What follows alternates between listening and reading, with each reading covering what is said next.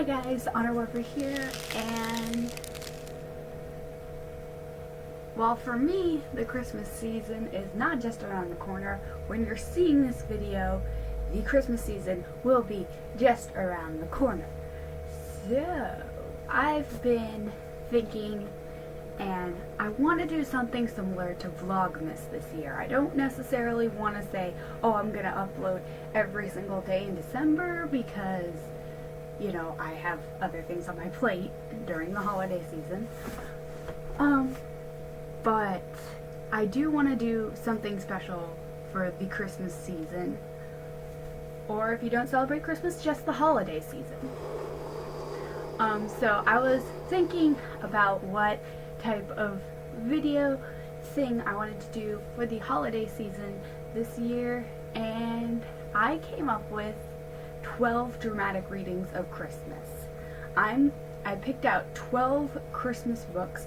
I've wrapped them up like that thing from like Pinterest where you wrap up Christmas books and it's like, oh, you read a different book. So I'm going to try to do 12 dramatic readings for 12 different Christmas books throughout the Christmas season, starting in November and ending the week of Christmas. I believe that's how I set it up. Yes. I like used my phone calendar to like map out like when I'm gonna upload each like reading. It's really like crazy. So yeah, so how I have it planned out is like some weeks I'll upload just one video and other weeks I'll upload 2 videos. Not on the same day. I'm gonna do like my regular uploads on Sunday, and then every other week I'm going to do an extra upload on Monday so we can get all 12 books out there, and hopefully I don't get behind in recording the actual dramatic readings and stuff, because if so, then I'm gonna have a lot of ground to make up. But anyway, enough of the explanation. Let's get into the funness of the video. So yeah. Okay. So here we have the stack of books, and I'm just gonna take the one right off the top here. Like how I like organize them so like each pattern of paper like has a lot of diversity in the stack. You like that? You like that? Eh? Okay, so this is the one that I chose. And I have my suspicions about which book this is, but I don't know for sure. So let's just open her up.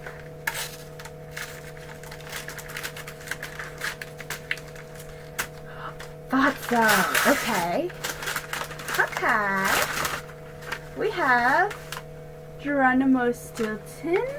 Merry Christmas, Geronimo.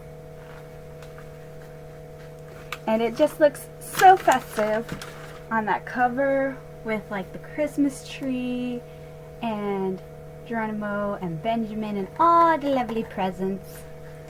So, yeah. So let's get into the actual dramatic reading.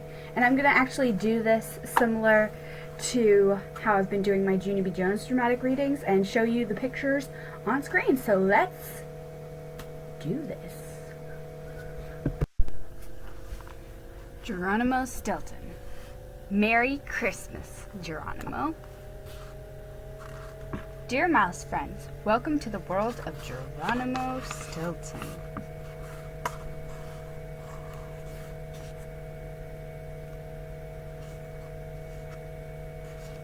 Like slivers of grated cheese. It was the day before Christmas. My alarm clock went off that morning with a loud squeak. I groaned. I hate getting up in the morning, especially when it's so cold outside. I stared out my window, and that's when I saw them. Snowflakes. Tiny, fluffy white snowflakes like slivers of grated cheese. I clapped my paws happily. I just love snow. I raced to the telephone to call Benjamin. He's my favorite nephew. I have to spend the morning at the office, I told Benjamin, but we should go to the park in the afternoon. We can build a snow mouse. I told Benjamin to wear lots of warm clothes. It was cold outside. Of course, I was dressed warmly, too. Here is what I put on. A thermal undershirt and thermal long johns, 2 turtlenecks and 3 heavy cap-fur sweaters, a pair of ski pants, a down-filled parka with extra padding, a long yellow wool scarf, a pair of fleece earmuffs and a matching hat, a pair of waterproof fur-lined gloves, and 10 pairs of long socks and a pair of snow boots. I guess you can tell I don't like to be cold, but now I was feeling nice and warm. In fact, I might have been feeling a little too warm. It was as hot as an oven at the Greasy Cat Cafe. Still, I thought about wearing ski goggles just in case. But I had put on so many layers, it took 10 minutes to try them on. I thought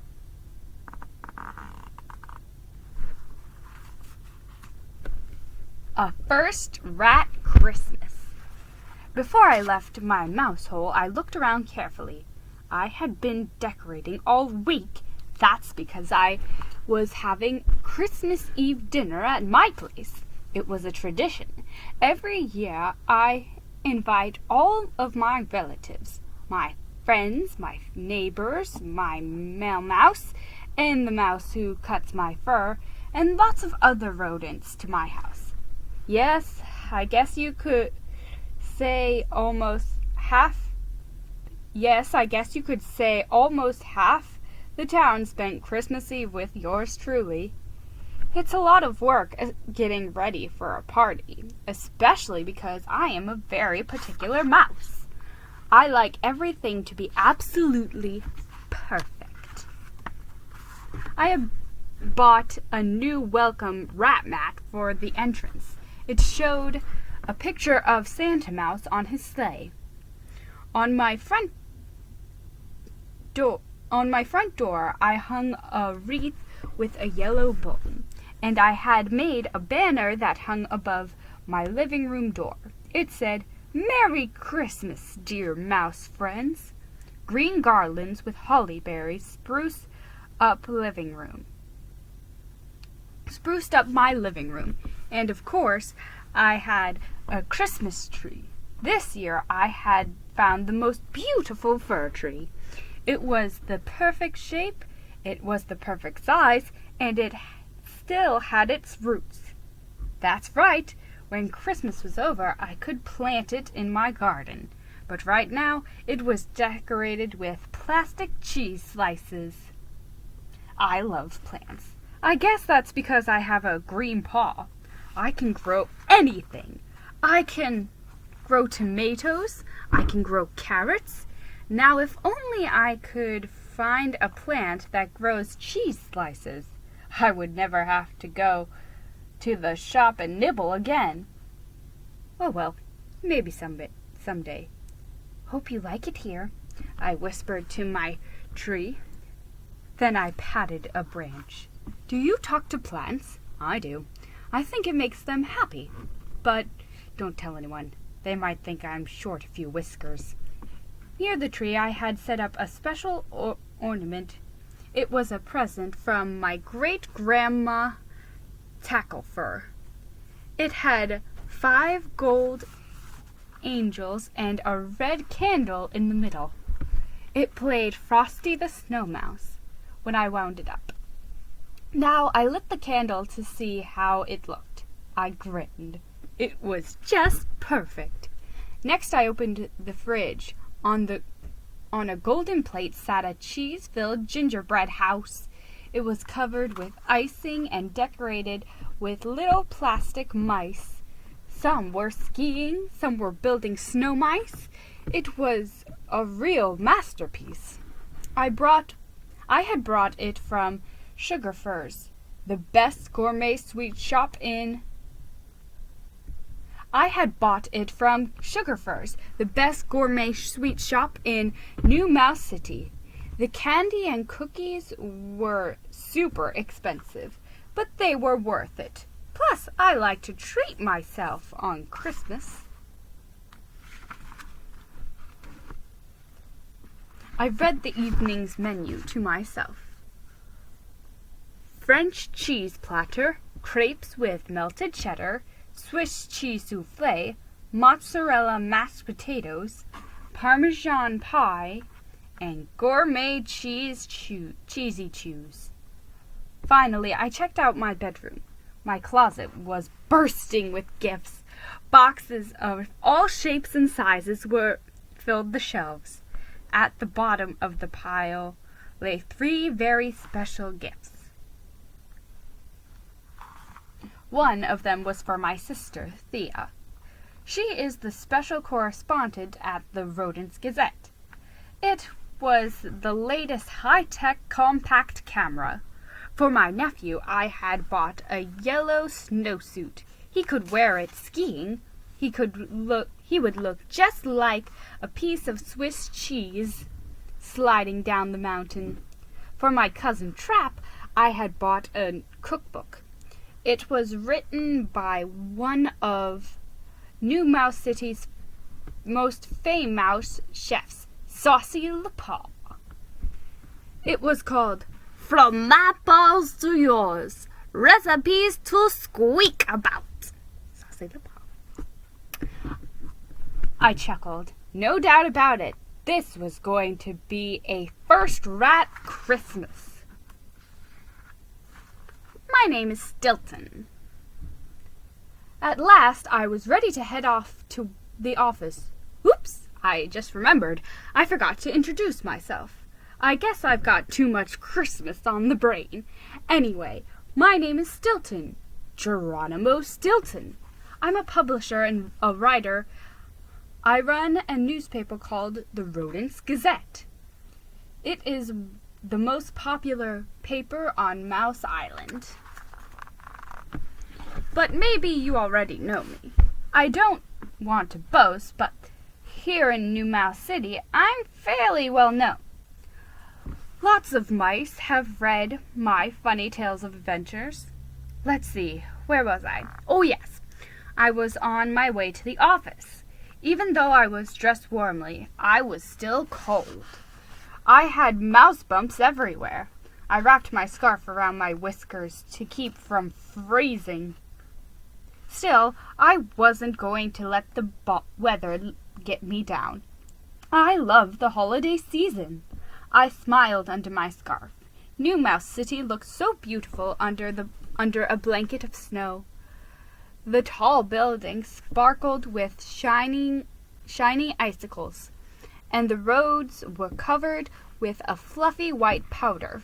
Rodents of every size, shape, and color rushed here and there. Many carried packages, gifts for their loved ones. I spotted a rodent dressed as Santa Mouse in front of a department store.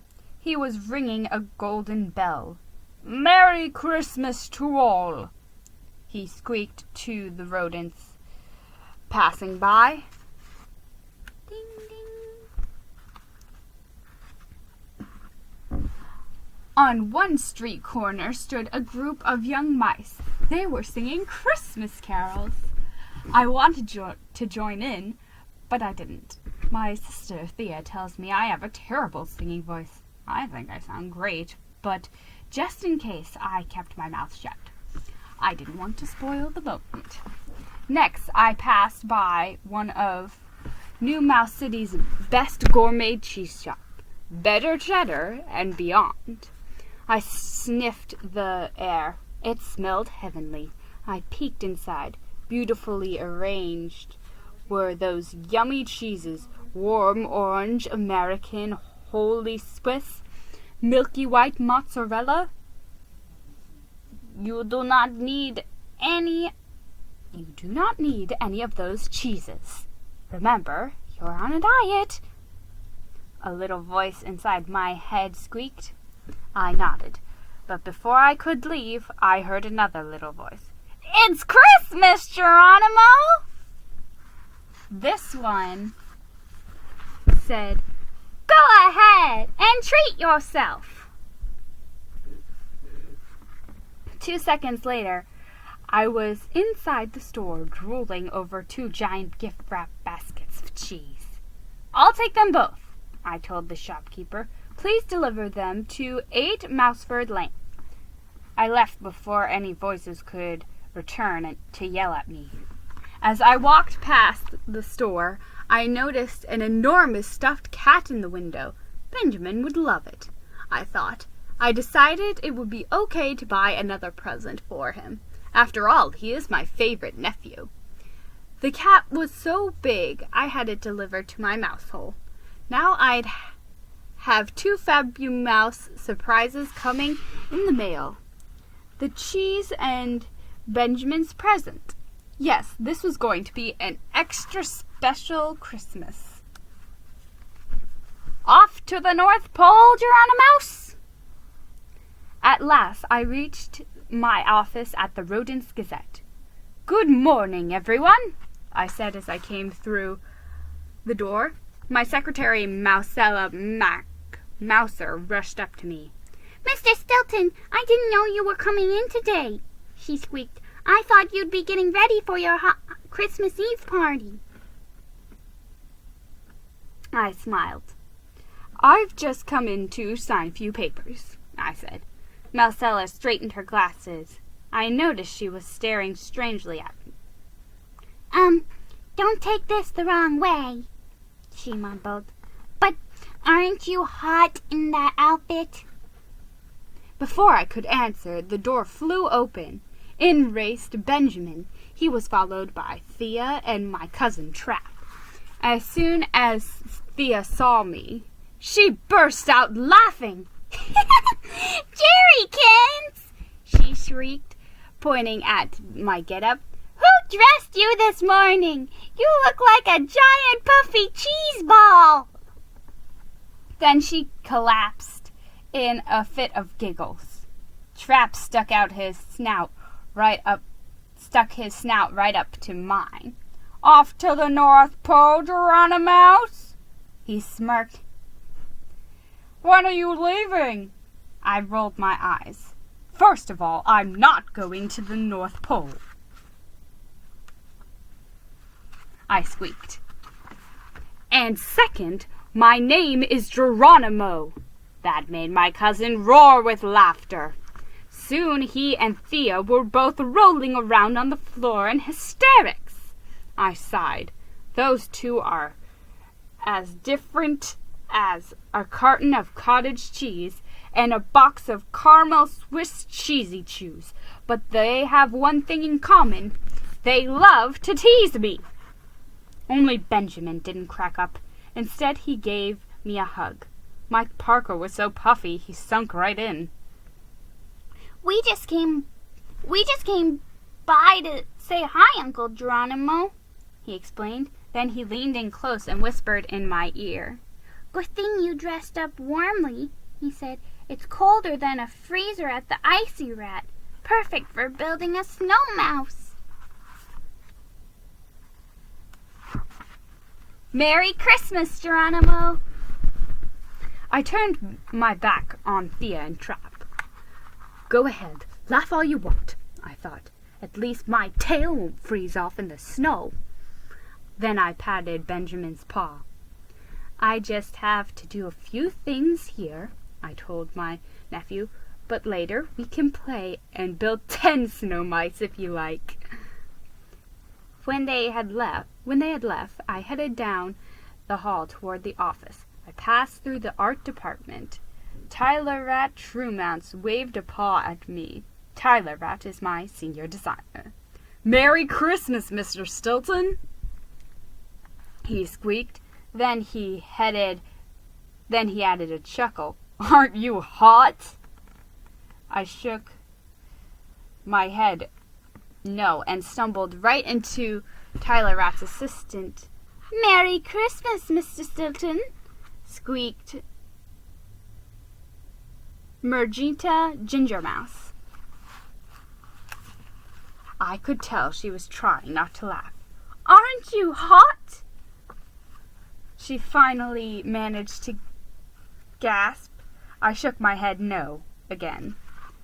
Then it was Chisita de la Pella's turn. Chisita has a head of dark, shiny curls. She is usually a shy mouse, but not this morning.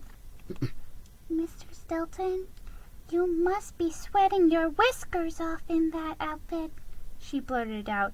Aren't you hot? Then she covered her mouth. I could hear her giggling behind her paw. She raced off before I could answer. Just then, Sweetie Cheese Triangle came barreling up to me. Sweetie is my editor-in-chief. I guess you could say Sweetie is the opposite of Cheesita. Sweetie loves to speak her mind. Geronimo, what are you dressed like? Why are you dressed like that? She guffawed. Aren't you hot? At least unzip your parka. By now, I was getting annoyed. Why couldn't everyone just mind their own business? I'm fine! I'm absolutely, positively fine! I shrieked. I whirled around and slammed right into Rodney Ratfinkel. Rodney works on our website. He gawked at me from behind his glass and, Stilton, you must be hotter than a burrito at the Spicy Mouse Smokehouse, he screeched, laughing. He reached out to pat my parka. I shrugged him off. I'm not hot, I squeaked. I was fuming. What was with everyone today? So what if I had put on a few extra layers? It was cold outside. I mean, okay. Maybe I'd overdone it with the furry sweaters, and the ski pants were a bit much. But it was my choice to wear them. I was still furious when I stumbled into a group of illustrators. Larry Keys, Blasco Tabasco, and Matt Wolf gave me the once-over. Here it comes, I grumbled to myself. Hi there, Geronimo! They all squeaked in unison. 3 pairs of eyes swept over me. They hooted with laughter. Aren't you? No! I answered before they could finish. They looked shocked, but I didn't care. I'd had it. Why couldn't everyone just leave me alone? So I had overdressed. So I looked like a giant puffy cheese ball. So what? I stormed off. He needs a vacation, I heard one of them whisper. He looks like he's ready to snap, said another. I marched through the press room. The press was churning out the latest copy of the newspaper. The noise was deafening. At least no one could tease me here, I thought. It was so noisy I could hardly hear myself think. 2 seconds later, Pinky Pick rushed up to me. Pinky is my assistant editor. There is only one word to describe Pinky. Loud! Yes, Pinky is only a tiny mouse, but she is the loudest mouse I know. Hi, boss! She called out. I cut her off before she could continue. I knew what was coming next. No! I shouted. No! I'm not! I'm not! I'm not! She stared at me, puzzled. What's the matter, boss? She squeaked. I was just going to say Merry Christmas. I gulped. I felt awful.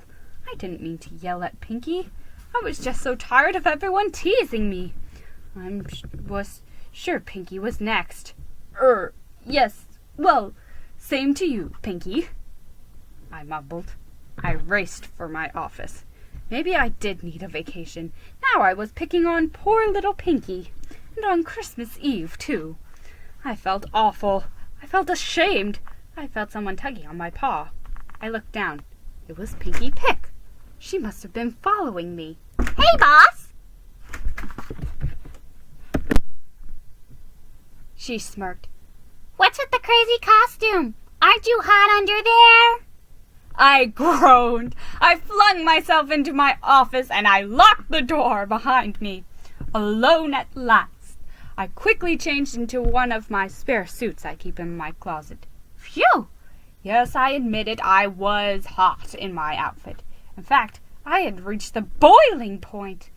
I was sweating like a plus-sized mouse in a ratty trap jungle. I poured myself an ice-cold cheese coffee. Then I sat down at my desk. Think cool thoughts, I told myself. It took 10 minutes for my fur to stop sweating. Thousands of small gold balls. A few minutes later, I heard tires squeaking outside my window. If you ask me, New Mouse City drivers are the worst. They love to go fast, and they love to slam on their brakes. It's crazy. Plus, all of that stopping and starting can really be tough on a mouse. Whenever I take a taxi, I have to keep a chirpractor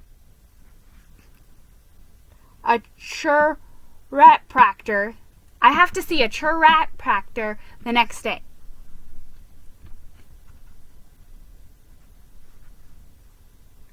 I rubbed my neck.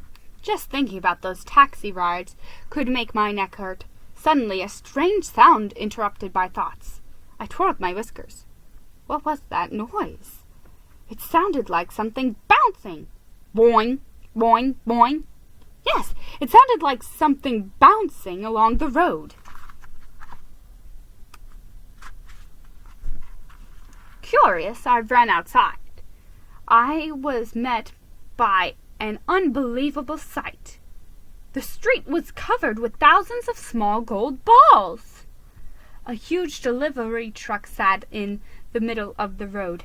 It was blocking traffic. A crowd of rodents stood by talking about the accident. They said the driver had skidded on the ice. It seemed he had swerved to avoid hitting a young mouse who was running across the street. The truck had been carrying 10,000 Ratberry rat balls. I picked up one of the golden balls. It had the familiar Ratberry logo on it. Each candy was wrapped in glittery gold foil. Have you ever tried Ratberry rat balls? They are whisker-licking good.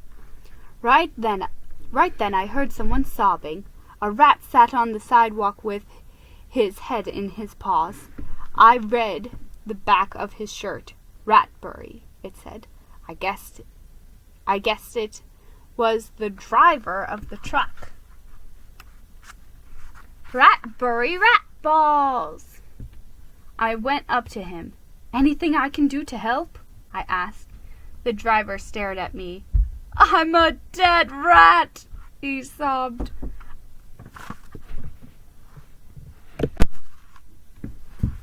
I was supposed to deliver 10,000 Ratberry rat balls to the mayor's mansion for the big Christmas banquet tonight.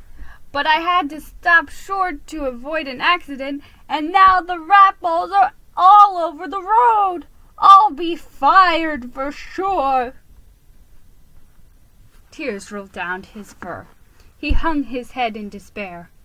"What a sad, sad Christmas," he bawled. "I have 5 ratlings to feed at home. I need this job to pay the bills." I sat down by his side. Just thinking about those poor hungry ratlings made me want to cry too. I stared down at the Ratbury rat ball in my paw. It was splashed with mud and snow. Carefully I wiped it clean with the sleeve of my jacket. The golden foil shone like new. That gave me an idea. "Any volunteers?" I started counting the rodents in the crowd. 10, 20, 30. Yes, there were at least 30 mice, plus the staff of the Rodents Gazette. I jumped to my paws. It would be more than enough. I turned my attention to the crowd. "Who will lend a paw here?" I asked. "This poor rodent is in an awful jam. We can clean up these chocolates. If we can clean up these chocolates, he can make his delivery to the mayor's mansion." I waited. No one moved a tail. Maybe they needed me to show them how, I thought. I began cleaning off one of the muddy rat balls. When I was done, I placed it in the truck and grinned at the crowd. "So, who wants to volunteer?" I squeaked. Still no one lifted a paw. "I'm too busy," said a mouse staring at her watch. "Not today. I have presents to buy," chimed in another, rushing away. I couldn't believe it. Where was the Christmas spirit? Where was the feeling of goodwill? Where was my nice warm parka? I had left it back in the office. I was freezing my whiskers off. Just when I thought I would die from the cold, an elderly mouse spoke up. "I will help," he croaked in a feeble voice. "Christmas is not all about presents, you know." Then he bent over, leaning on his cane. He picked up a Ratbury rat ball. He polished it with his handkerchief. Now there were 2 shiny rat balls back in the truck. 2 down, 9,999.98 to go. This was going to take a little bit longer than I thought. "Any more volunteers?" I tried again. The crowd looked at one another. After a moment, a biker mouse dressed all in leather picked up a Ratbury rat ball. A mother holding her young mouse by the paw pitched in. Come on, Pawsley. You can pick up some chocolates too," I heard her murmur. "Let's help that poor rat." Next, a polished-looking business rodent set down his briefcase. Soon he, too, was picking up chocolates. A male mouse dropped his bag full of letters. The newspaper mouse on the corner left his stand. A group of school mice joined in as their teacher watched. Even the rodents at the Squeak and Brew left their coffee and cheese Danish to help out. I ran to my office. I had to round up the staff. "Stop the reading! Stop the writing! Stop the press!" I shouted. "Come, give me a paw. We must polish each Ratbury chocolate until it shines like new." By now, many curious rodents had stopped by to see what was going on. Once we explained, they began to help. Soon there were more than 100 rodents picking up chocolates in front of the Rodents Gazette. WMICE, a local radio station, sent out the word. Attention everyone, lend us your paws. Come to 17 Swiss Cheese Center to help out a poor rat down on his luck. The crowd of mice grew and grew. As they worked, they chatted with one another. I listened to everyone laughing and joking. It was like a regular party. Now all we needed was a little music. I began to sing one of my favorite Christmas songs. Santa Mouse is coming to town. Soon the whole crowd was singing along. Don't you just love the holiday season? It puts everyone in such a good mood, especially me. I didn't even feel cold anymore. I watched Benjamin shining chocolates with Pawsley. I watched my secretary, Mousella, working side by side with the male mouse. Before I knew it, I was holding the last raspberry rat ball in my paws. I cleaned it up and gave it to the driver. Here you are, I said cheerfully. This is the very last one of them, I told him. The driver shook his paw. His smile stretched from ear to ear. Thank you, Mr. Stillman, he gushed. I could see tears glittering in his eyes. Yes, well, my name is Stilton. I corrected him. Geronimo Stilton. But I don't think he understood. He turned to the crowd. I want to thank Mr. Stillman and every one of you. Merry Christmas to you all. Merry Christmas, the crowd answered. The driver got into his truck. He waved his paw, then he drove off. A triple spin somersault. I was feeling tired but happy. I decided to write an article for my paper. I would write about the true meaning of Christmas. It's not about spending lots of money on presents. It's about being kind to others. Yes, that is what mice mean when they squeak about the Christmas spirit.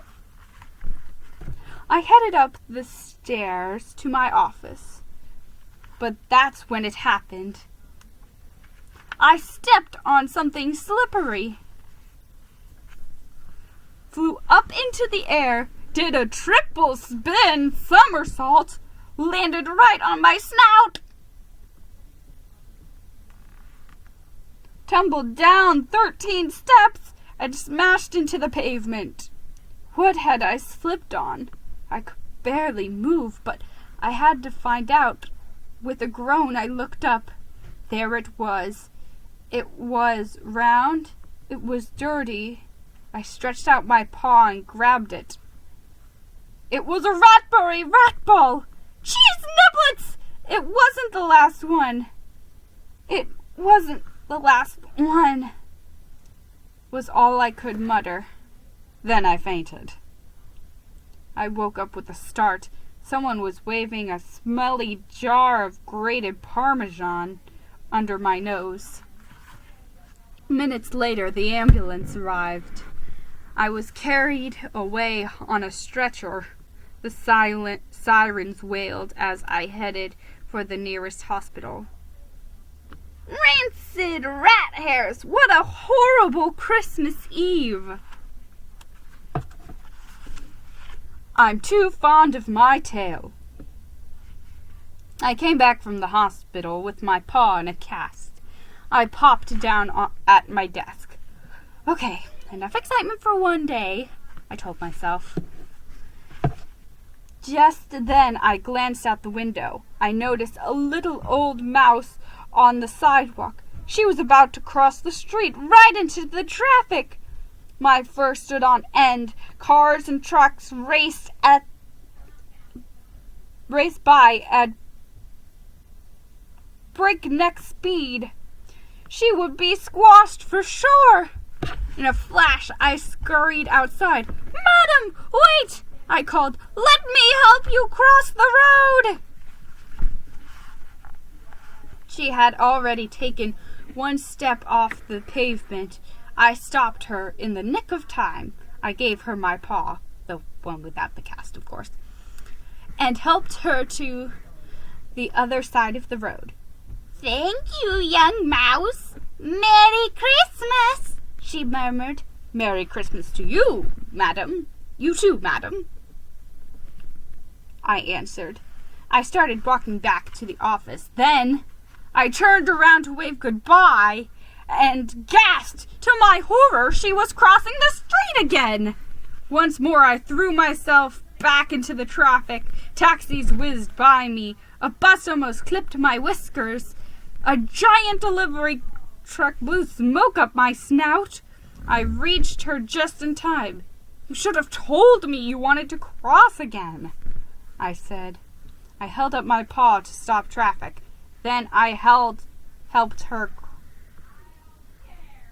to the side of the road again. Thank you, young mouse. Merry Christmas, she murmured once more.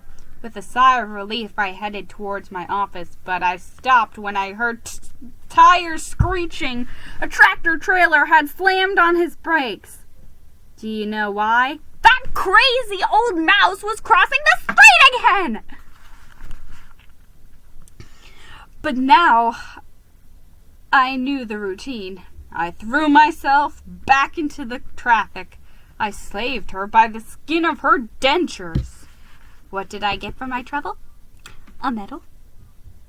A 10-pound box of Cheesy Chews? A free massage at the Restful Rodent? No. My only reward was a broken tail covered with tire tracks. I stared at it in disbelief. Pain shot through my whole body. Putrid cheese puffs! I shrieked. The old mouse didn't seem to notice my pain. Thank you, young mouse, and Merry Christmas, she murmured. My eyes rolled back in my head. I was about to faint. The last thing I saw was the old lady trying to cross the street again. What a dreadful Christmas Eve. You again. The ambulance arrived. I was put on a stretcher. One of the nurses recognized me. You again? You again, he explained. The other nurse looked at me. Ah, it's you again. Gerald Stelton, isn't it? I wanted to tell him that my name was Geronimo Stilton, but I didn't get the chance. He turned around and tripped over the stretcher. I slid off and landed right on my face. Now I had a bruised snout and a broken tail. They drove me to the hospital.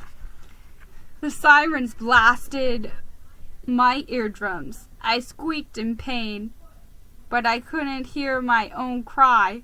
I couldn't hear a thing. I closed my eyes.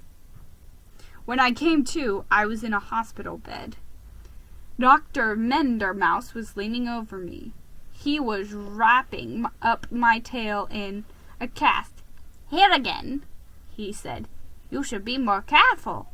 Why don't you look before crossing the street? Ah, you brainy mice, always with your heads in the clouds. You're a publisher, aren't you, Mr. Gerlemo? I wanted to tell him about the little old mouse. I wanted to tell him about the truck. I wanted to tell him that my name was not Cello. But I couldn't. He was wrapping up my snout in a cast. I looked like a mummy. All I could do was mumble. I want to be just like you, Uncle Geronimo. By the time I got back to the office, it was 4 o'clock. I slumped into my chair. I was exhausted. I promised myself I wouldn't stay long. I was drained. I needed to go home. What a terrible Christmas Eve, I sighed to Mousella. I was leaving. At least I had everything ready for my dinner party. I thought about the decorations in my living room.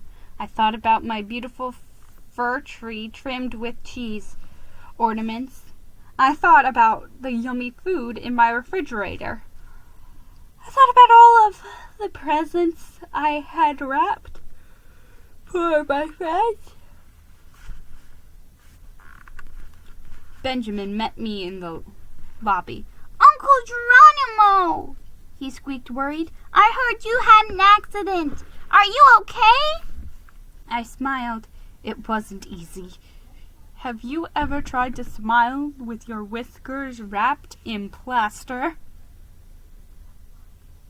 My dear nephew, I'm fine, I told him. No need to worry. We left together, heading toward home. As we walked, Benjamin chatted away. Uncle Geronimo, you were so nice to help that ratberry truck driver, and you were so brave to save that old mouse, he squeaked. When I grow up, I want to be just like you. I ruffled Benjamin's fur with my good paw. I loved that little mouse so much. I was proud that he wanted to be like me. I felt like a real hero. No, I didn't have whiskers of steel. I didn't even have big muscles. Still, I was so happy. I felt like I could carry 10 mice on my shoulders. Benjamin squeaked on about his school and his friends. Then suddenly he grew serious. He put a paw in his pocket and pulled out a wrapped present. This is for you, Uncle. It's for Christmas, he said, but you can open it now. I tore open the paper. Inside lay a small clay heart that was painted red. Scratched in the center were Benjamin's initials. It's a paperweight, Uncle Geronimo, for your desk, he explained. That way my heart will always be close to you, even when we're apart. I was so touched, I had to wipe away a tear. Isn't my nephew the sweetest mouse on earth? Come skating with me. On our way home, Benjamin and I stopped at the park. We made a snow mouse. It was so much fun. We used a pine cone for the nose. We used some sticks for the whiskers. Finally, we wrapped one of my extra long red socks around its neck for a scarf. After that, we threw snowballs. Next, Benjamin talked me into renting a sled. Last but not least, we skated on the frozen pond. We had a fabulous time. Around and around we went, singing our favorite Christmas songs. Come skating with me. Come skating by the big bird tree. Christmas Day is almost here. Clap those paws and give a cheer. Come skating with me.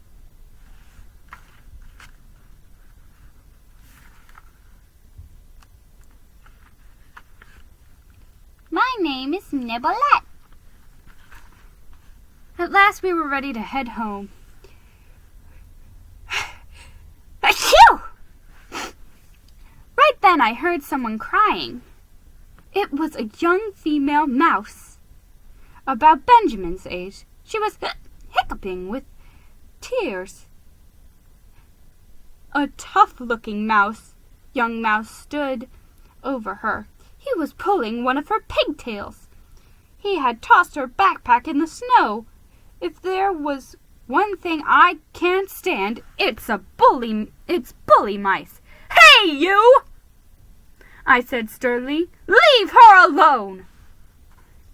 The little thug marched over to me. Then he kicked me in the shins. I doubled over. Rats! That was painful. I slipped on the ice and fell snout first into the snow. Leave my uncle alone, you big bully! Shouted Benjamin. The other mouse ran away. Benjamin picked up the backpack. He gave it to the young mouse. Don't worry about him, he told her. He was just a coward. Did you see how he raced off? The little mouse wiped her tears away. Thanks. That was very brave of you, she said shyly. Benjamin turned bright red. I smiled. It looked like my little nephew had a new friend. Before long, the two were holding paws and chattering away. The little mouse told us her name was Niblette. We all walked home together. On the way, we stopped at the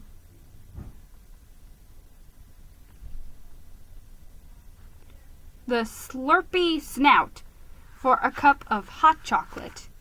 The Snout makes the best cocoa in New Mouse City. We sat down at the corner table. Then the waitress brought us our drinks. I took a few sips. The steamy hot chocolate was topped with whipped cream. The whipped cream stuck to my whiskers. I licked it off. I was wrong. I decided the Snout didn't make the best cocoa in town. It made the best cocoa in the whole world. Yum!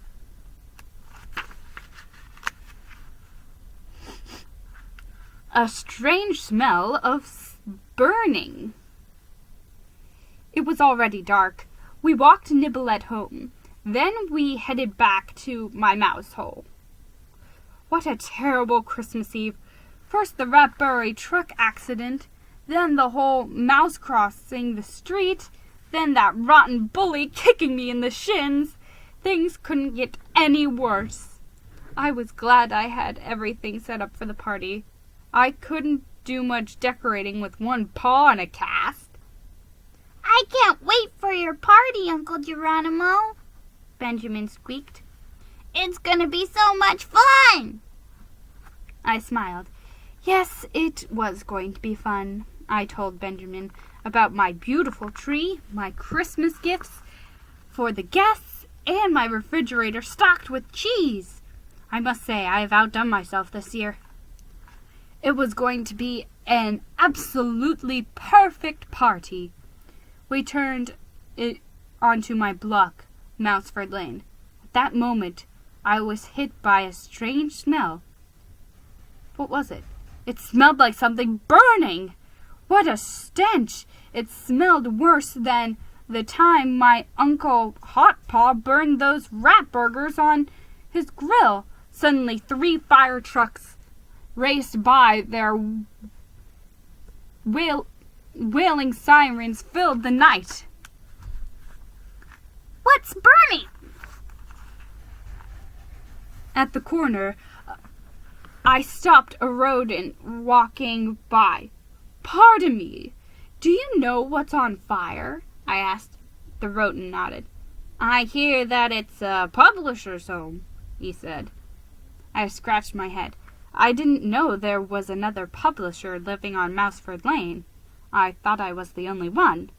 Before I could ask any more questions, the rodent continued. Yes, it seems the mouse left a Christmas candle burning. He added, What a cheese brain. Just then an awful thought hit me. I gulped. Mouseford Lane? A publisher? A Christmas candle? Cheese niblets! It was my very own home. I elbowed my way through the crowd, followed by Benjamin. Make way! Make way! My house is on fire! I shrieked. I finally reached 8 Mouseford Lane, but it was too late. My lovely home was going up in smoke. What a dreadful Christmas Eve.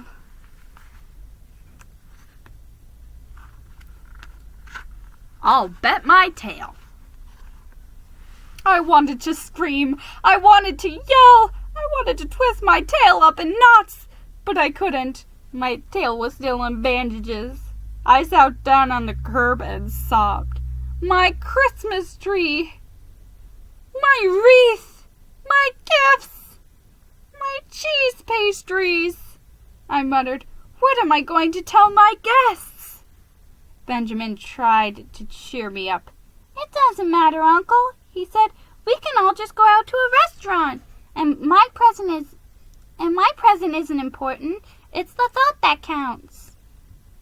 A fire mouse aimed his hose into my kitchen window. I'll bet my tail you left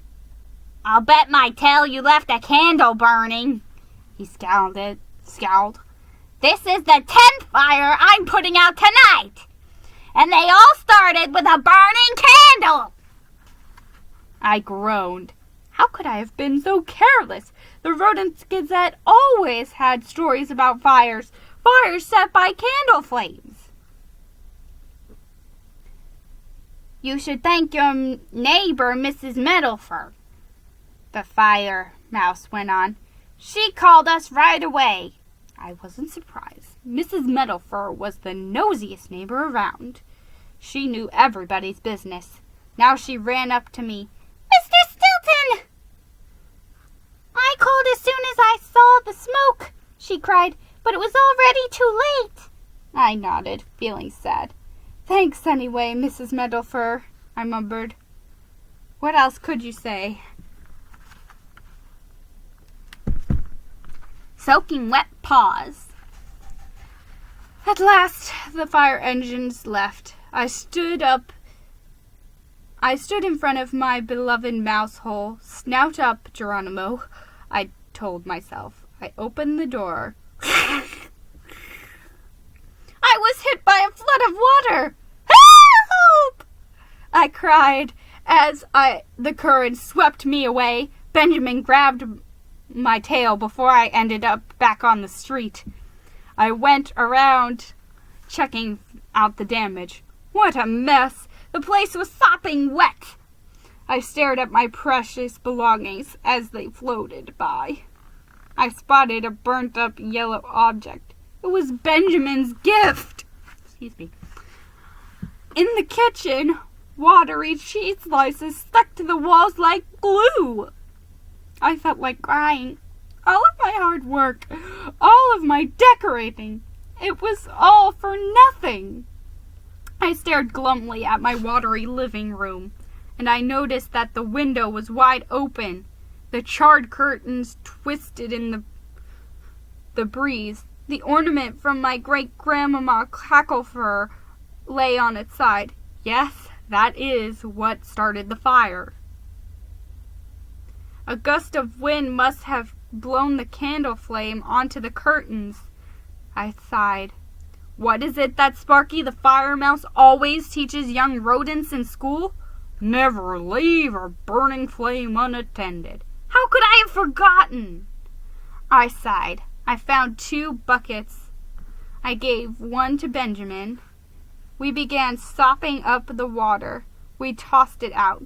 The doorbell rang. I dragged myself to the door. It was Thea and Trap. Big Brother! What has happened? My sister squeaked. Trap stared closely at me, then at my mouse hole. Jerrykins! He cried. Why did you start a campfire in your house? And what's with the cast? You look like a furry mummy. I was so depressed, I hung my head. First the truck, then the old mouse, then that rotten bully, then the candle. I sobbed. This is the worst Christmas Eve ever. I waded into the kitchen. It was completely flooded. I cried and cried. I cried so hard. I began filling up the bucket with my own tears. Get a grip, Jerry Berry. Get a grip, Jerry Berry! my sister explained. I stopped crying for a minute. Why do some mice like to make fun of my name? Is it really so hard to say? I don't think so. My sister just likes to drive me crazy! My name is Geronimo! I yelled, now stamping my paw. It splashed in a big puddle. Water shut up my nose. Thea smirked. Listen, Germeister! She shouted at the top of her lungs. Everything's under control. There will be a Christmas Eve dinner here tonight, or my name is not Thea Stilton. She shrieked. She jumped onto my TV stand and began barking out orders. Trap! Benjamin, this is what we need. She began. Then she rattled off a long list of items. 1 sump pump to suck up the water fast. 10 electrical fans and 10 heaters to dry the walls and floors. New wallpaper to cover up the scorched walls. New wall-to-wall carpeting to cover the floors ruined by the water. A restorer to fix the priceless antique furniture. Lots of food to replace the spoiled Christmas Eve dinner. Then when she was done with her list, Thea snapped her tail. Well, what are you waiting for? She said. Let's do it! Go, go, go! Did I mention my sister likes to be in charge? Exhausted, I slumped into my favorite paw chair. Forget it, I said with a sigh. We'll never make it. It's impossible. Oh, what a dreadful Christmas Eve. Nothing is impossible. Impossible? Thea shrieked. Nothing is impossible, Jerry dear, she insisted. You just have to try harder. I rubbed my eyes. I was so tired. So very tired. I was tired just thinking about trying. Forget the actual doing.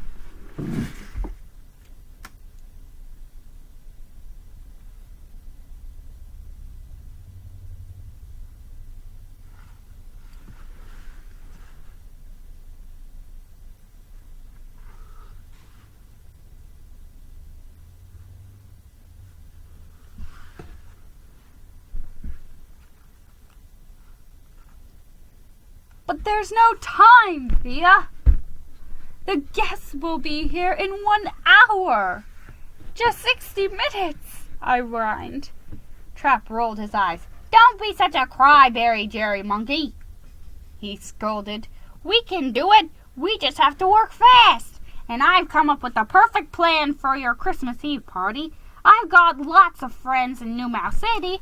They'll help us get this shindig up and squeaking. I let out a groan. I've met some of Trap's friends before. They're all a little wacky, if you ask me. His friend Sly Rat liked to pretend he was a doctor to impress female mice. And his friend Splittail collected mouse traps for fun. Yes, I'd say they were definitely a wacky. All wacky. Don't you agree? Trap ignored my look of horror. He knew how I felt about his friends. Instead, he grabbed his cell phone. Soon he was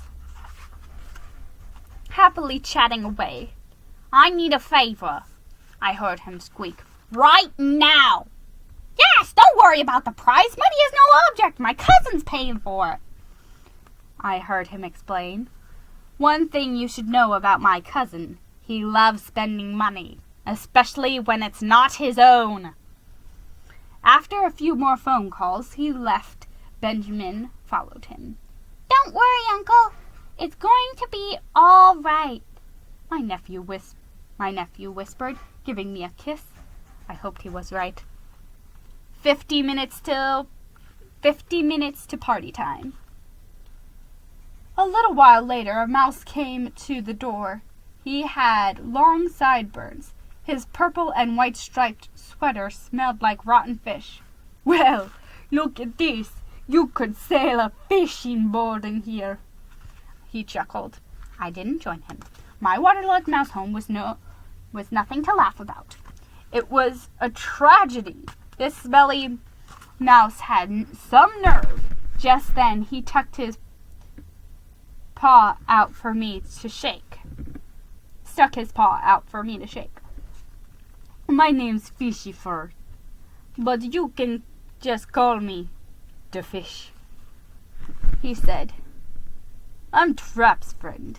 I'm the best fisher mouse in town. These are my assistants. 2 sailors popped up behind him.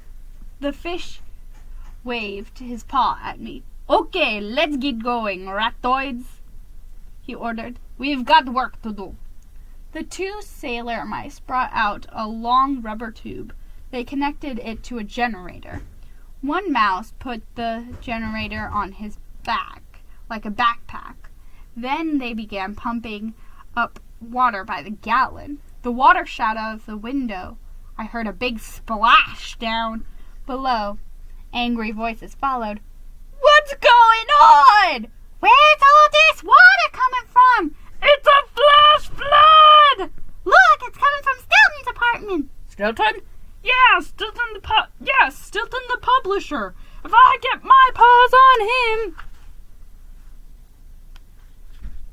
I gulped. The 2 sailors snickered. Just then, the fish caught sight of Thea. His jaw dropped. Birds sang, heart bubbles floated over his head. Well, maybe there weren't no birds and bubbles, but I could tell it was love at first sight. My sister has that effect on male mice. The fish bowed before her. Princess of perfection, goddess of gorgeousness. I never knew Trap had such a stunning cousin, he murmured. Are you free tonight, queen of queens? How about a nice seafood dinner with the fish? He said, curling his whiskers. I know the most wonderfully romantic place. Thea fluttered her eyelashes. Take care of this water first, she squeaked. Then we'll see about dinner. I was fuming. What was Thea thinking? She couldn't have dinner with this smelly mouse. It was Christmas Eve. She would be having dinner at my house. Can you cut the chatter?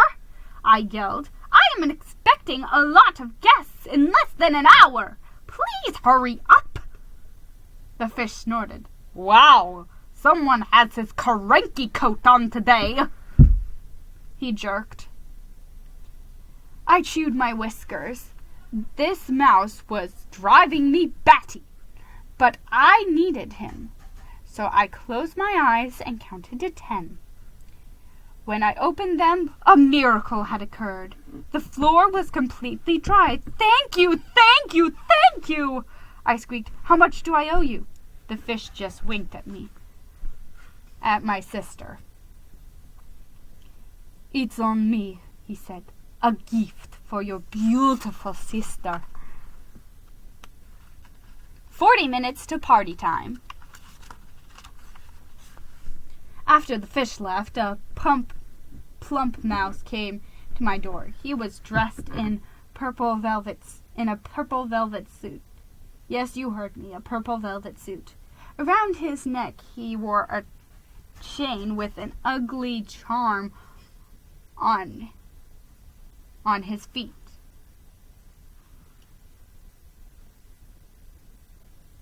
On his feet he wore green snakeskin shoes. What an outfit, I thought. What a perfectly horrible, hideous outfit. Didn't this mouse have any friends? I wondered. How could they let him scamper out of his mouse hole dressed like that? Before I could ask, he stuck out his paw. Hello there, I'm Trap's friend. he began. Well, that explained the outfit, I thought. I'm Cheddar E. Gadget. I'm an appliance salesman. I'm here to dry your place out. In one paw, he held up one tiny fan. In the other, he had one tiny heater. I groaned. One fan? One heater? That's not enough! I squeaked. Cheddar gave me the once-over. Then he shook his head. You must be Geronomeister. He smirked. Trap told me about you. You have told me about you. You have terrible tasting clothes. My mouth dropped open. Steam poured from my ears. He had to be joking. I could be on the cover of GQ Mouse magazine compared to this clown. But I ignored his insult and held my tongue. Cheddar patted the tiny fan with his paw. I'll have you know that this is a one-of-a-kind turbo fan, he boasted. And this is the super-duper micro-macro mouse heater 500, he went on. Then he looked me in the eye. In fact, I'll bet you a ton of cheese that I can dry your whole place in 10 minutes. I snorted. Did this mouse think I was born yesterday? Before I could squeak, he switched on the heater. Seconds later, it was hot as the rat jungle in the summertime. Then he switched on the fan. Suddenly, it was like being in the Mount Sahara Desert. The only thing missing was the sand and the camels. I was having trouble breathing. It was so hot and dry I began to feel faint. I had to get out. I stumbled down the stairs. Then I plopped down on the curb outside my building. Fresh air. 10 minutes later, some mouse was calling me. I looked up. Cheddar was hanging outside my window. You can come on in now, he called. I told you I work fast. Back in my house, I touched the walls. Cheesecake! They were completely dry. I couldn't believe it. I turned to Cheddar. Amazing! I gasped. What do I owe you? Cheddar just grinned. Don't worry about it, Jerry Berry. I said, I owe Trap a favor. But maybe you'd like to buy my turbo fan and heater? I didn't really want Cheddar's appliances. I wasn't expecting any more floods. Still, I guess anything could happen. What if a hurricane hit? What if an earthquake knocked my house into the ocean? What if a big hairy cat monster spit gobs of drool down my chimney? Hey, you never know. I decided I shouldn't take any chances. With a sigh, I grabbed my checkbook. 30 minutes to party time. A few minutes later, there was another knock on my door. I opened it. 8 work mice stared back at me. One had a ladder, a couple had toolboxes, another had rolls of wallpaper. We're the Paws Brothers! They all shouted as one. You name it, we can fix it. Yes, sirree!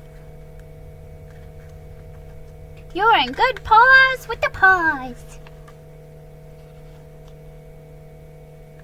Shrieked the fattest one, those whose name was Plumpy. He let out a high-pitched squeak of laughter. I jumped. Then I smiled politely. You must be Trap's friends, I said. Plumpy shook his head. It seems the Paw Brothers has never met my cousin until that day. He came into our shop, the repair rat, Plumpy explained. He said you were desperate. You needed new wallpaper and new carpeting. He said it was an emergency job. A big emergency. He said you would pay us a ton of money. I shook my head. Trap was right. This was an emergency job. But did he have to say I would paw over big bucks? I wasn't made of money. I was going to be broke by the hour. I was going to have to break into my mousy bank if this kept up. Still, what could I do? My guests would arrive in less than 30 minutes. Yes, I was desperate. I gave the Paws brothers the go-ahead. They got to work right away. Then 10 minutes later, they were done. That's right, I said 10 minutes. And I mean completely done. My house had new paper on the walls. And the floors were covered with brand new wall-to-wall carpeting. It was amazing. It was astounding. It was the most expensive carpeting on the planet.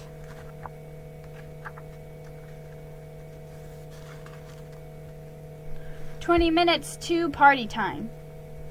As soon as the Paws brothers left, a dignified-looking rodent appeared at the door. "Good evening. I am Professor Parker Preciousville," he said. "I am an expert in antiques. Your cousin Trap said you needed some restoring done." I shook his paw. "Thank you for coming, Professor," I squeaked. "I hope you can save my cherished antique furniture. It's so important to me." It was true. I love antiques. I had furnished my whole house with them. Yes, I know they were expensive, but to me they were worth it. Old chairs made during the Great Cat War. Old tables from the early Mercier period. It was like owning pieces of history. The professor pulled out a tiny magnifying glass. He put it to his eye. Then he examined the furniture. After a while, he wrinkled his nose. "May I ask you where you bought this furniture?" he said. I turned pale. "Of course. I bought it all from Ratwood's Relics," I said. Now the professor had a horrified expression on his face.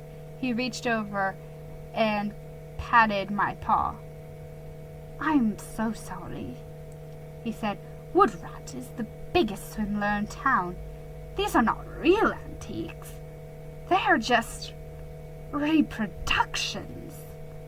I felt faint. I felt sick. I felt like the dumbest mouse on the block.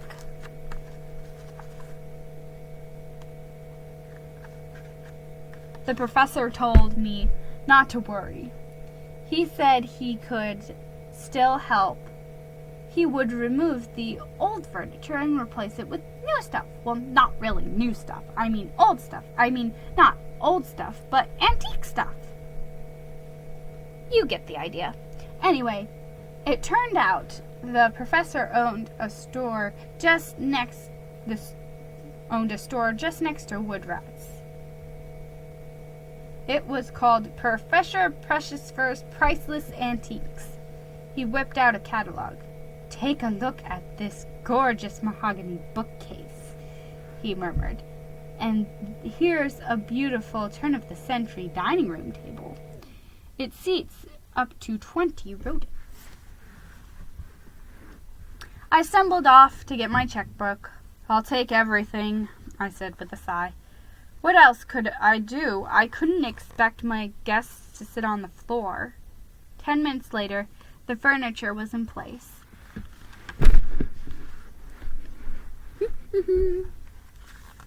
10 minutes to party time.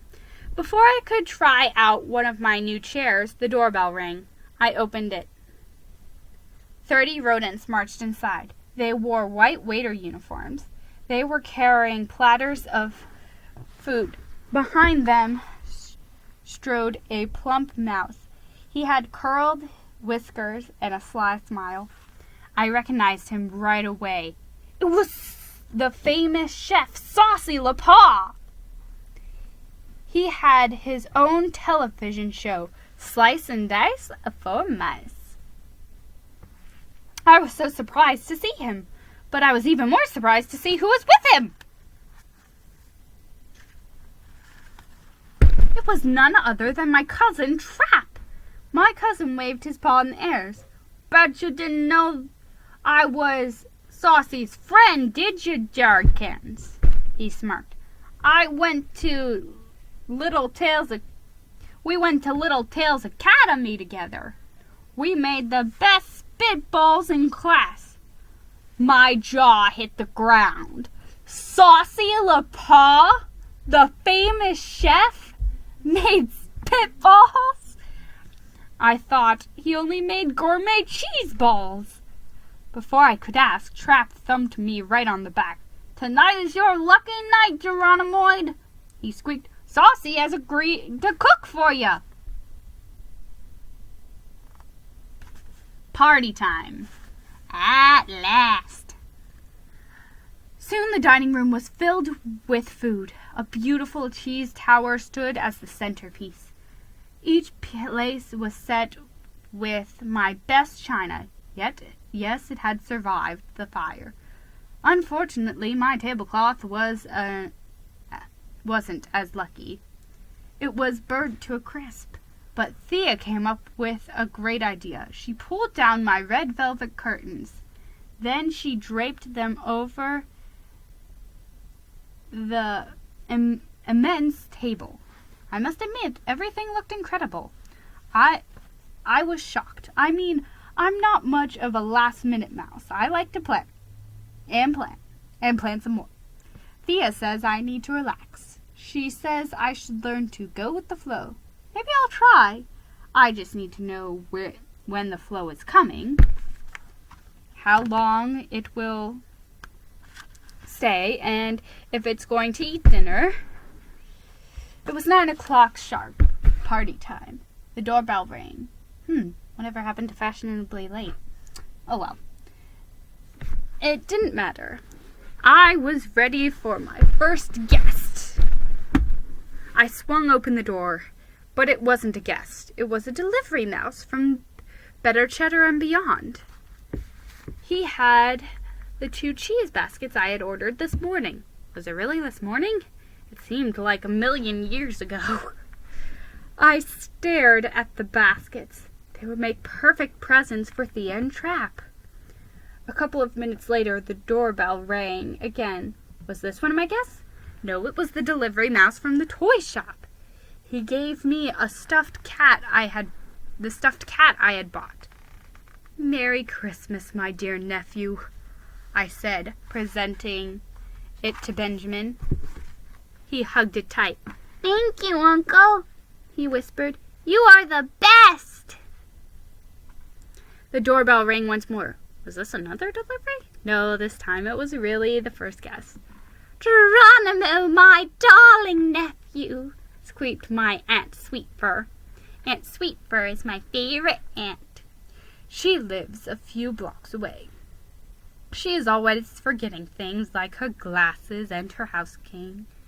Once she even forgot her own birthday, but she never forgets me. Now she handed me a gift. It was a beautiful hand-knit scarf. Oh, thank you, Auntie, I gushed, giving her a hug. The bell was ringing again.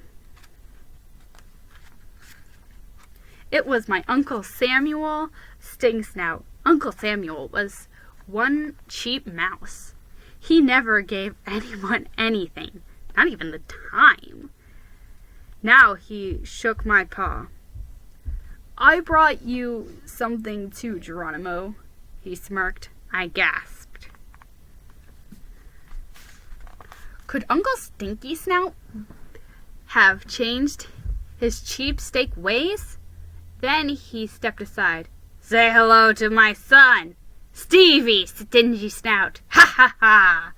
Uncle Samuel roared. I laughed politely at his joke. I'm surprised he didn't charge me for it. Uncle Samuel was followed by my Aunt Sugarfur and Uncle Kindpaws, and their twin daughters, Squeakette and Squeakella. The 2 young mice pawed me a huge package. This is for you, Uncle Geronimo, they squeaked shyly. I opened it. It was a tin of chocolate-covered Cheesy Chews. Yum, my favorite. Behind them stood Uncle Walter Worry Whiskers. Uncle Wally is a champion worrywart. He is especially worried about germs. He didn't shake my paw. Too many germs, I guess. You haven't invited anyone with a cold, have you? He asked. Then he gave me a gift. It was a box of herbal cough drops. I was startled by a loud whistle. It was my Uncle Grant. Always the prankster. He pawed me a small box. I opened it carefully, and a boxing glove sprang out and punched me right in the snout. Slimy Swiss rolls! I cried. Uncle Grant smacked his side. Tricked you again, nephew, he snorted. You got me all right, I murmured politely.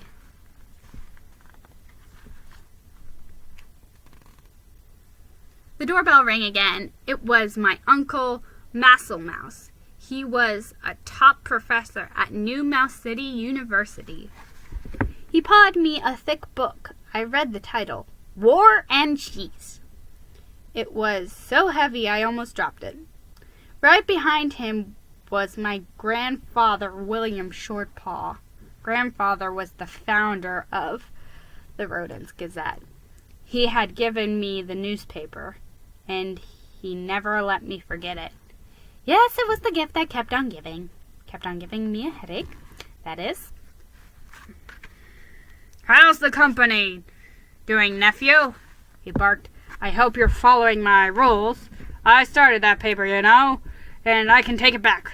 I gave him a weak smile. I had heard this song and dance before.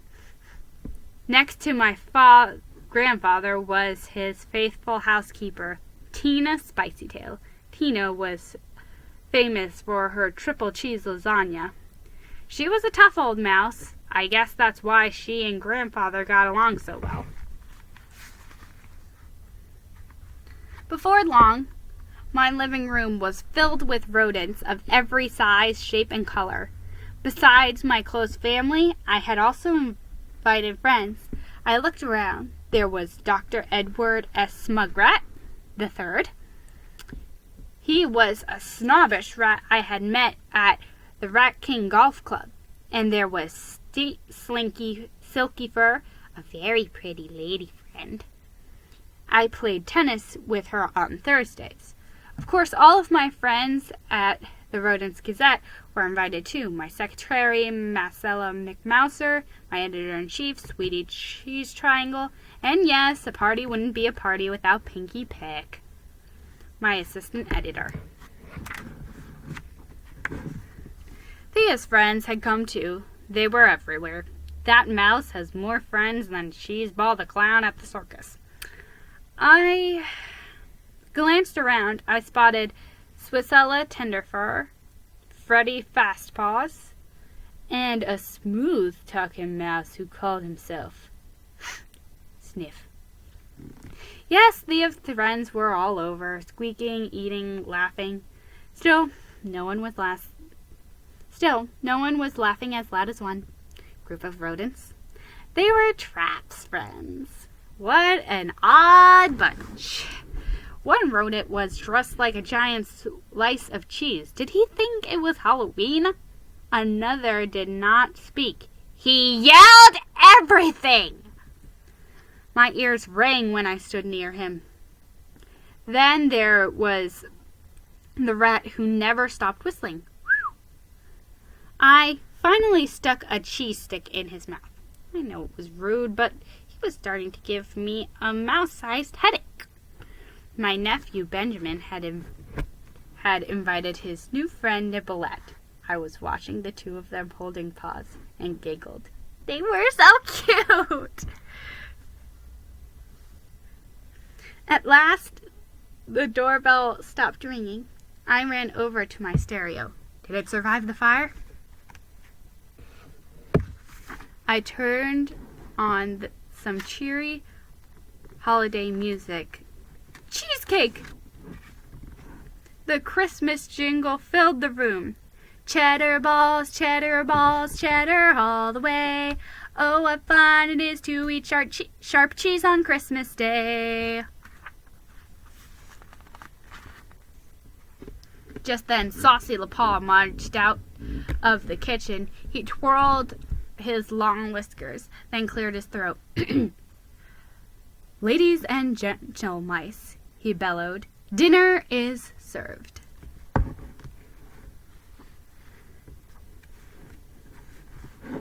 Merry Christmas to you too. We sat down to a delicious feast. I was enjoying a plate of steamed nachos when I heard Pinky whispering to Mousella, I wonder what Sally Ratmousin is doing tonight. She giggled. What a rotten rat. Do you know Sally Ratmousin? She runs the Daily Rat. She is my #1 enemy. I heard she's spending Christmas Eve alone, Mousella answered, shaking her head. Serves her right. Serves her right, Trap added. That rodent is as mean as a rabid tiger cat. Right then, Saucy set out another tray of food. I looked around at the happy snouts of all my guests. Everyone was laughing and squeaking. It was such a warm and friendly sight. Suddenly, I was overcome with sadness. Poor Sally Ratmousin, I thought. Yes, she was my enemy. Yes, she was rude. Yes, she was obnoxious. Yes, she was an all-around pain in my fur. But it was Christmas Eve. No mouse should be alone on such a special night.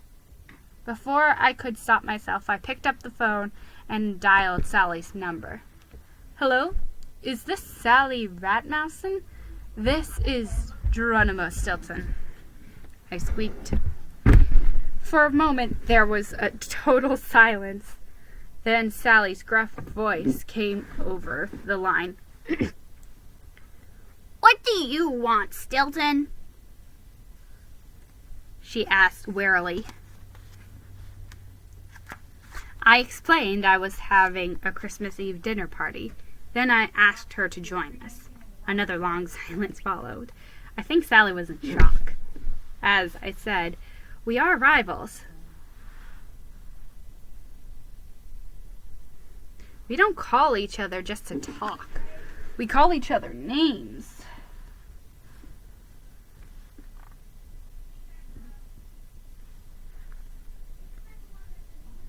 It's Christmas Eve, Sally, I added. Let's call a truce. After a while, Sally agreed. All right,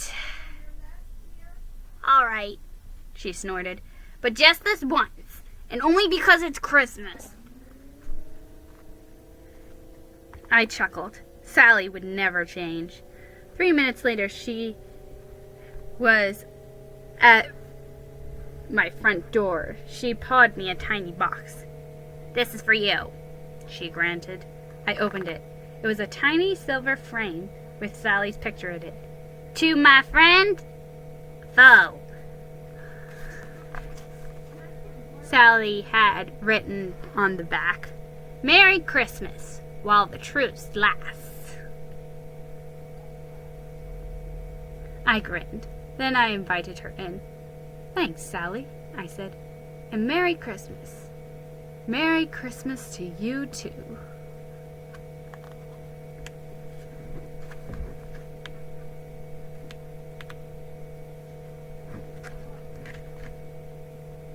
About the author. Born in New Mouse City, Mouse Island, Geronimo Stilton is Radius Emeritus of Mouse Mesmerific literature and Neoratic comparative philosophy. For the past 20 years, he has been running the Rodents Gazette, New Mouse City's most widely read daily newspaper. Stilton is awarded the Ratizer Prize for his scoop on the curse of the cheese pyramid. He has also received the Anderson 2000 Prize for Personality of the Year. One of his best sellers won the 2002 eBook Award for the world's best rattling electronic book. His works have been published all over the globe. In his spare time, Mr. Stilton collects antique cheese rinds and plays golf. But what he most enjoys is telling stories to his nephew Benjamin.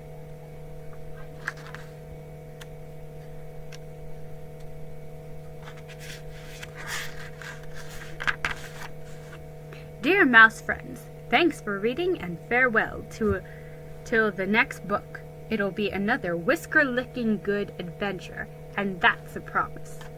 Geronimo Stilton. I hope you guys enjoy.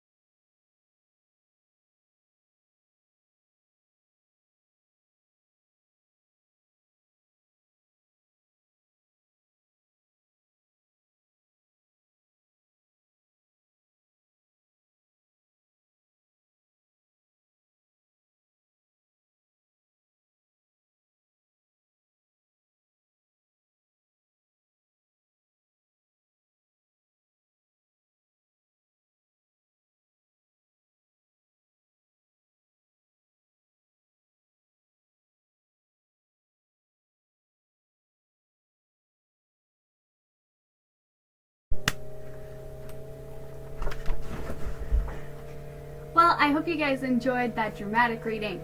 Oh, Geronimo, Merry Christmas, Geronimo, because I had loads of fun putting it together, and I don't know if you noticed, but I actually put on like a Geronimo Stilton inspired look right here. I didn't have a green suit jacket, so I went with this green jacket, which I love. I got it thrifting a while back. In fact, the video of the haul where I first bought this might still be on my channel. I don't know. It might be. I don't know. Anyway, I hope you guys enjoyed this video, and if you did, be sure to subscribe so you don't miss the next 12 days of Christmas dramatic readings. Still working on like the 12 dramatic readings of Christmas. Just seems long, and I wish there was a quicker way to say it, but that's essentially what it is. 12 dramatic readings throughout the Christmas season. So yeah, be sure to subscribe if you don't want to miss any of my dramatic readings. So yeah, I'll see you guys next time. Bye.